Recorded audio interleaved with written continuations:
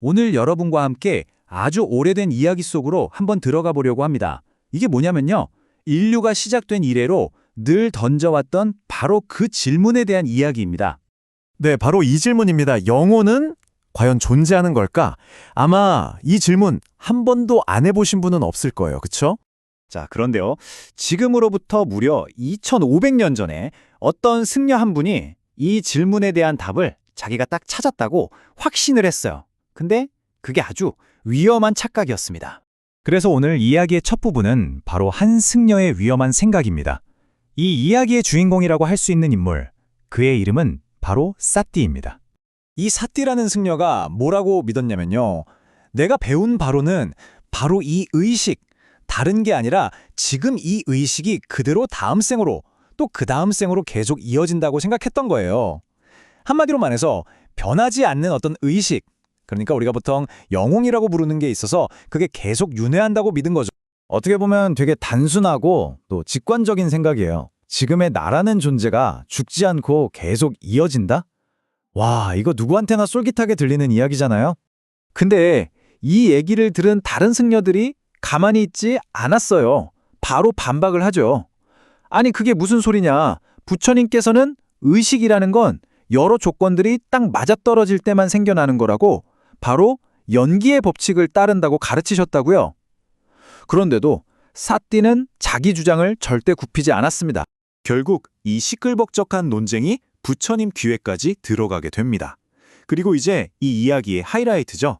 바로 부처님의 질책 장면으로 넘어가 보겠습니다. 부처님께서 사띠를 정말 단호하게 꾸짖으세요. 이렇게 말씀하십니다. 어리석은 사람이여. 대체 누구한테 내가 그런 걸 가르쳤다고 들었는가? 나는 수없이 많은 방식으로 의식은 조건에 따라 일어나는 것이라고 가르쳤다. 조건이 없으면 의식도 결코 일어날 수 없다. 자, 한번 보세요. 이 두 관점의 차이가 여기서 명확하게 드러납니다. 사띠는 의식을 변치 않는 어떤 덩어리, 실체로 본 거예요. 하지만 부처님의 가르침은 완전히 다르죠. 의식은 원인에 따라서 생겼다가 사라지는 하나의 과정이라는 겁니다. 실체냐, 과정이냐, 이게 바로 핵심적인 차이점입니다. 아니, 그럼 이렇게 복잡한 개념을 부처님은 대체 어떻게 설명하셨을까요? 여기서 정말 기가 막힌 비유가 하나 등장합니다. 바로 의식은 불과 같다는 비유예요. 자, 여기서 우리가 주목해야 할 단어가 바로 팔리어, 윈냐나입니다.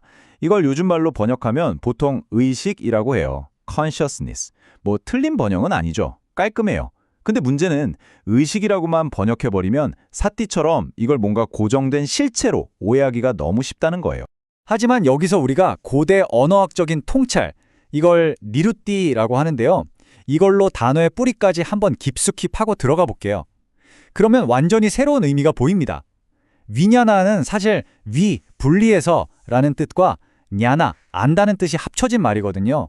그러니까 이게 의식이라는 명사가 아니라 이것저것을 분별해서 알아차리는 작용, 즉 쉴 새 없이 움직이는 과정을 의미하는 동적인 단어인 거죠.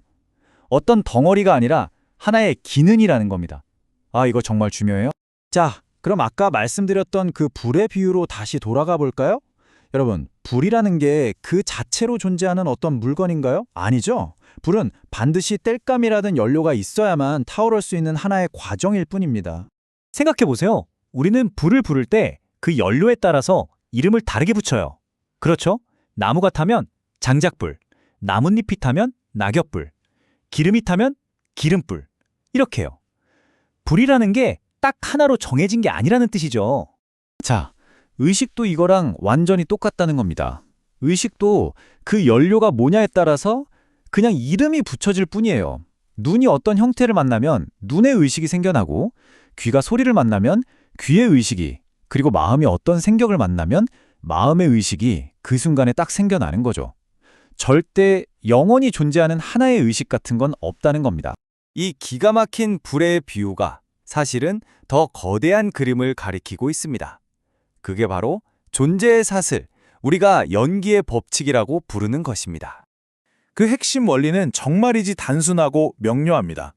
이것이 있기에 저것이 있다. 이것이 생겨나기에 저것이 생겨난다. 세상 모든 것은 이렇게 원인과 조건에 따라 서로 촘촘하게 얽혀 있다는 거죠. 이게 바로 우리의 괴로움이 어떻게 생겨나는지를 보여주는 12단계의 연쇄 반응, 바로 12연기입니다. 모든 것의 시작은 뭘까요?